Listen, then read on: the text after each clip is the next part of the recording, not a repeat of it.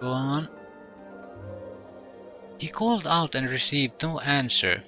He opened the gate, far from feeling caution, but a strange compelling sensation. A haggard figure was on bent knees just beyond the door. Her hands were bloody from where they had been pounding against the gate, and her breath came in labored gasps. As the flickering light from the interior prison chamber poured across the cobbles, she glanced up at the mercy killer who stood framed in the doorway and began to sob with relief. He felt himself mirrored in all but his gender as he stared at the woman, and he was stirred by her presence. Karras found himself unsure what to say, so he simply waited for the woman to provide an explanation. She did.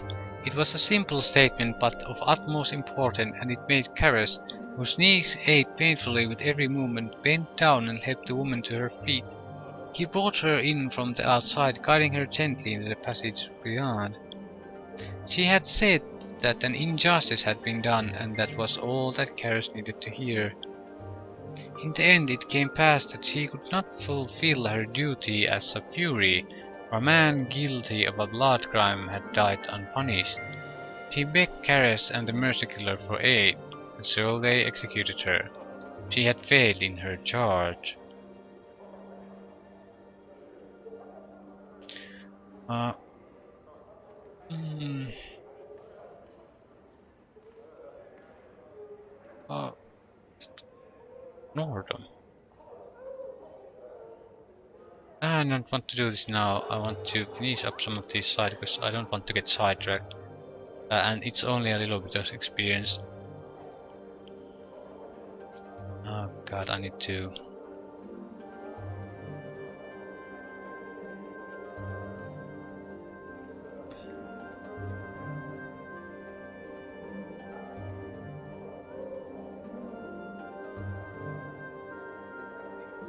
Okay, why are you called the Tail Chaser? Once upon a time a girl came to an oracle who was rumored to know many things and asked of it a boon. Her life was in need of direction, so she asked the oracle as to what would give her purpose. Now, the oracle was not evil, but it was vague and tended towards drink, which caused it to be obscure in many matters of judgment and focus. Its only answer to the girl's question was within one story that she would hear in her lifetime was the truth that she sought. The girl went off and collected stories which she chased to this day, not knowing which of the thousands hold the truth. Such is the danger of a foolish question and the wisdom of an unspoken one. Another story. Ives, you look familiar. Is your mother Ivana? Yes, but she and I no longer speak, just as I shall speak no more of her.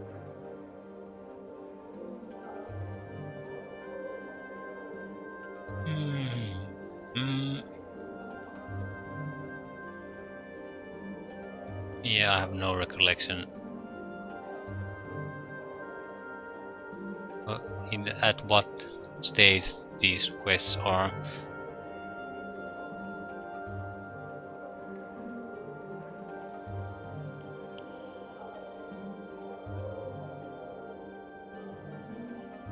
Boy.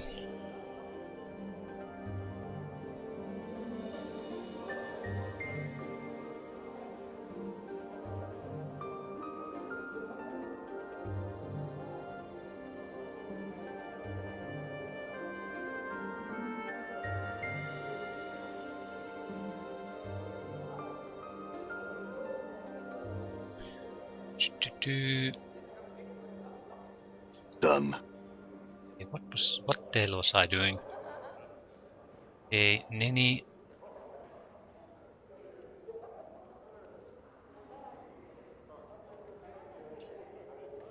Meeting of Ravel. Sign prostitute.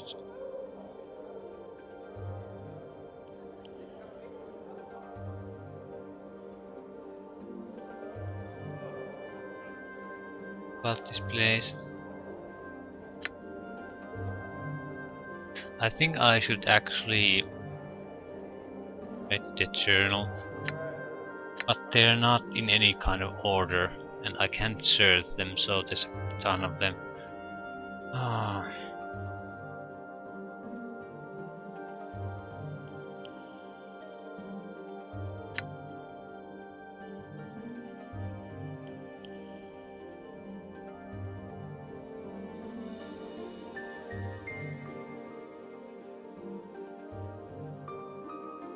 Mainly interested in,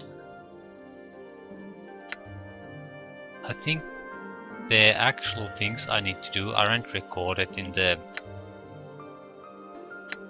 quest journal, but they're in the journal.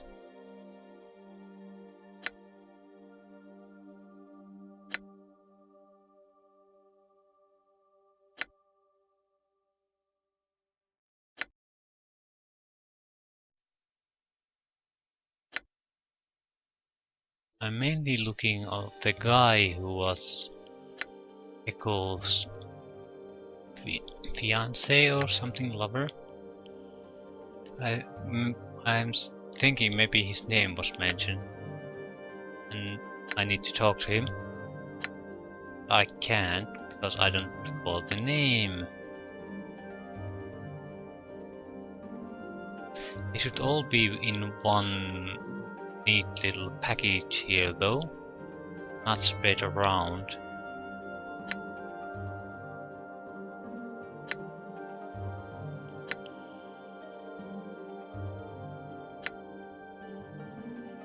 Yeah, Circle of Certimons are here.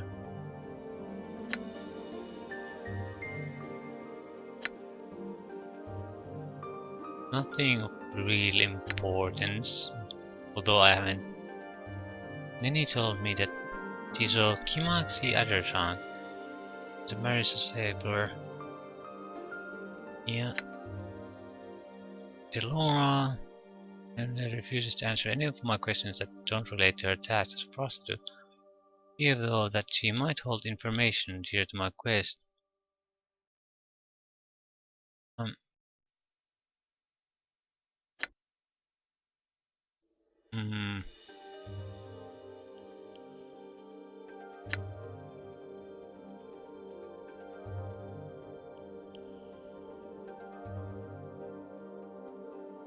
yep.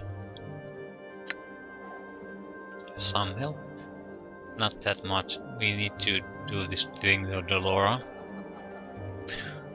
Yeah, I have the keys to your heart here. They Updated are my journal. 30,000. Ooh, at last. That's almost as much as one combat in the sigil under sigil. At last. As she takes the key from your grasp, her hand brushes against yours. Her skin is dry but icy to the touch, like cold metal. These will be of great use to me, thank you. Questions, questions. Rebel puzzle well.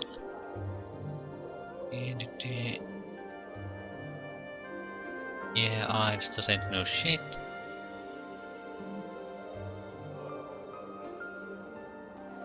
Any.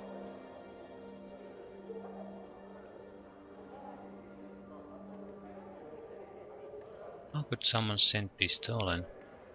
Vivian utilizes an aspect of the art to create, change, and enhance all factory aspects of an object, living or dead. Perhaps the thieves know some of these skills as well. Her scent would have to rest in an object, however, and not on the thief. If that the case, Elvivians would know them by their smell. Updated my journal. Yeah, this is what I wanted. Yes, her name's Echo, her voice, and in fact her every means of communication was stolen and destroyed. Echo's words once wooed away the paramour of the godling Paramisha. Paramisha, in a jealous rage, tore away Echo's voice, sealed it within a crystal vial, hurled it into a Megogalamandraga's maw. Echo's voice is forever lost to her, only another new voice could return to her the ability to communicate once more. I know this is because I spoke to Paramisha's paramour myself once. That was useful. That's likely the key piece we need to get her to use the fiend's tongue. Tongue. Fiend's Thong. Yeah. And now I'm imagining it. I'm gone. Ah. I'm gone.